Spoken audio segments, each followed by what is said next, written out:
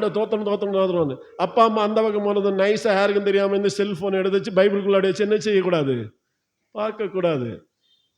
சென்னை பட்டணத்தில் காலையில் பார்த்தீங்கன்னு சொன்னால் மாடியில், நான் என் ஃப்ரெண்டுடைய வீட்டில் மாடியில் போயிருந்து ஜெபம் பண்ண போயிடுவேன். பார்த்தீங்கன்னா எனக்கு அருமையான பெற்றோர்களை நாம் எச்சரிக்கையாக இருக்கணும். என்னையும் சேர்த்து தான். பிள்ளைகள் செல்ஃபோனு கொண்டு தனியாக போனான்னா பின்னாடியே போயிருங்க AK-47 பிடிச்சிட்டு. இந்த பிள்ளைகள் இன்னைக்குள்ள பிள்ளைகள் இந்த செல்ஃபோன் என்ன செய்வாங்க தெரியுமா? மாடியிலேருந்து பார்க்குற மின்வெட்டு பூச்சிகள் இருக்குது பாருங்க. மாடியில் மின்வெட்டு பூச்சிகள் தெரியுமா? இருட்டில் மின்வெட்டு பூச்சிகள் வரும், பார்த்துருக்கீங்களா? அப்படி மாடியில் பார்க்கலாம். சென்னையில் அப்படி பேசிட்டு இருப்பாங்க. என்ன பேசுறாங்களோ தெரியல. 10 மணி அம்மா கீழே டே வாடா சாப்பிட, எடி வாடி. நான் பாடத்தை ப்ரிப்பேர் பண்ணி கொண்டிருக்கிறேன். ப்ரிப்பரேஷன் எங்கே இருக்கிறது? மொபைல்ல இருக்கு.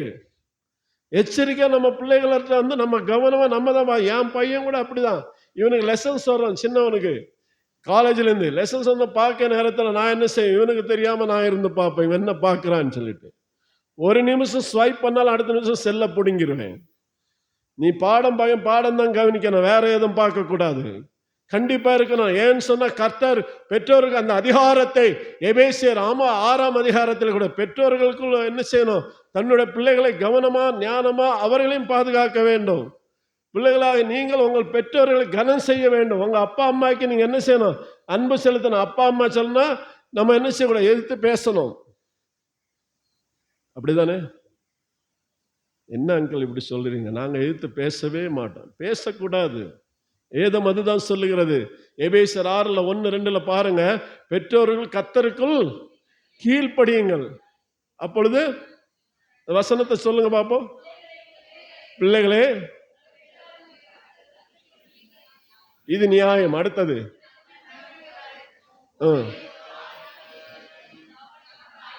பைபிள் இல்லையா? பைபிள் இல்லையா? கொண்டு வரலையா? பைபிள் கொண்டு வரலையா? ஹாஸ்டல் இருக்குங்களா? பைபிள் இருக்கா? ஹாஸ்டல் இல்லையா?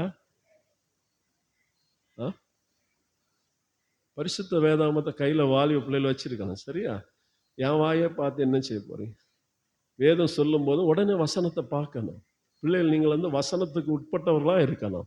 1 போதும் சொல்லிட்டா, 2 கொடுக்கண்டா. அப்போ தேவனுக்குள்ள கீழ்ப்படியுங்கள்.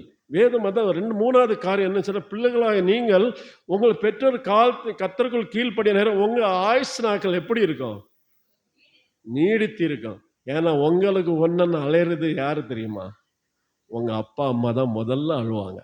இன்னைக்கு நான் சில நேரம் என் அம்மா கடைசியில் இறந்து போற முன்னாடி அழுதாங்க. எப்படி தெரியுமா?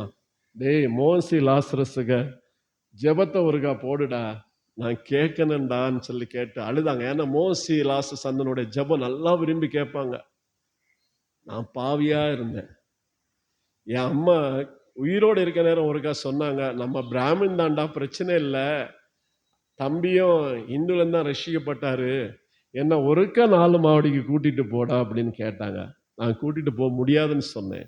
நான் அதுக்கு எதிரானவன். இங்க அந்த சத்தமே கேட்கக்கூடாது. நான் RSSகாரன். எந்நாட்டுடைய சிவனை போட்டி தென்னாட்டோட இறைவா போட்டின்னு சொல்லி சிவனை கும்பிடுங்க அப்படின்னு சொன்னேன்.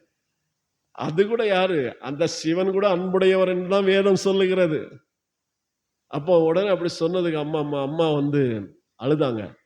ஆனா கடைசி நேரத்தில் சுயநினைவு இழந்துட்டாங்க. ஜெயசீரன் ஹாஸ்பிட்டலில் சீரியஸா இருந்தாங்க. சுயநினைவு இழந்திருக்கிற நேரத்துல தான் அம்மா கேட்டாங்களே, இந்த மெசேஜை கேட்க வைப்போம்னு சொல்லிட்டு அன்னைக்கு இருந்த டேப் ரிகார்டில் அந்த கேசட்டை போட்டு, அந்த டப்பா கேசட் வரும் பார்த்தீங்களா, அந்த கேசட்டை போட்டு ஹெட்ஃபோன் வச்சு அம்மாவுக்கு காதில் வச்சேன். வச்சுட்டு கேட்கதான் அம்மா அப்படி டக்குன்னு ஒரு உணர்வு வந்த மாதிரி இருந்தாங்க. ஒரு ஸ்பீக்கர் மறுபடியும் 2 ஹெட்ஃபோனை எடுத்துட்டு, அம்மா கேட்குதா அம்மா அப்படின்னு கேட்டேன். அம்மா கேட்குதுன்னு சொல்லிட்டு கண்ணில் இந்த கண்ணீர் வருவதை கண்டேன். அப்படியே இருந்து கேட்டுட்டு கடைசி நேரத்தில் ஆண்டவரோட சுவிசேஷத்தை கேட்டு என் அம்மா மரித்து போனாங்க. ஆனா இன்னைக்கு அந்த வேதனை எனக்கு இருக்குது. பிள்ளைகளே, உங்கள் பெற்றோர் மனம் புண்ணுறும்படியாக நீங்க தயவு செய்து வாழாதுங்க. வாலிப தம்பி தங்கச்சிகளே, உங்க அப்பா அம்மா எதுக்கு அனுப்பியிருக்காங்க தெரியுமா இந்த ஊர்ல? இதான் இந்த சின்ன பையன் 5 வருஷமா பேசாம இருந்த நானும் என் மனைவி பட்ட வேதனை என்ன தெரியுமா? நாளைக்கு இவங்க எப்படி எங்களை பார்ப்பாங்களோ எனக்கு தெரியாது. ஆனால் இவர்களை நம்பி நான் வாழவில்லை. கல்யாணம் பண்ணி வச்சாலும் 2 பேரும் தனி வீடு ஆக்கிடுவேன், கிட்டே உட்கார வைக்க மாட்டேன், நானும் என் மனைவியும் ஃப்ரீயாக இருக்கணும். வேதமே அதுதான் சொல்லுகிறது. பிள்ளைகளை என்ன செய்யணும்? ஆம்பளை பிள்ளை கல்யாணம் ஆயிடுச்சுன்னா ஓரம் வச்சிருங்க, பக்கத்தில் வைக்காதுங்க. ஏன்னா அவங்க நல்லவங்க, நாளை வர்றது எப்படின்னு